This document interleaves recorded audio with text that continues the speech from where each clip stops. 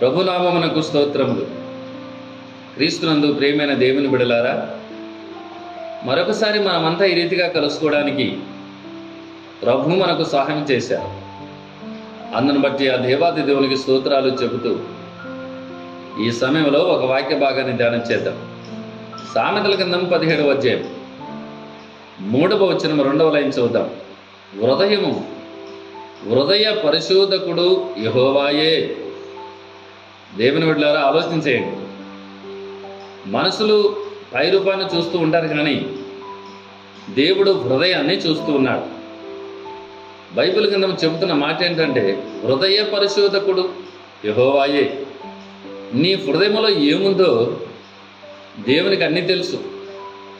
కనుక బైబిల్ చెబుతుంది, హృదయము మోసకరమైనది, అది ఘోరమైన వ్యాధి కలిగింది, దాన్ని గ్రహించువాడు ఎవరు లేడు, కానీ దేవుడే గ్రహిస్తాడు. కనుక హృదయములో మంచిగా ఉన్నట్లయితే నువ్వు మంచి మాట మాట్లాడతావు. హృదయంలో చెడు ఉన్నట్లయితే చెడు మాటలే మాట్లాడతావు. అప్పుడే అర్థమవుతుంది నీ జీవితం ఏమిటో. కనుక నీ హృదయాన్ని ఆయన పరిశోధిస్తున్నాడని చెప్పి నీ హృదయాన్ని శుద్ధి చేసుకుని ఉన్నట్లయితే, నీ హృదయాన్ని పరిశుద్ధపరచుకున్నట్లయితే అదే దేవునికి ఇష్టమైన హృదయం. ఆ హృదయంలోనికి ప్రభు వస్తాడు, నివాసం చేస్తాడు. అటు కృప దేవుడు మనకు సహాయం చేయనుగాక. ఆమేన్.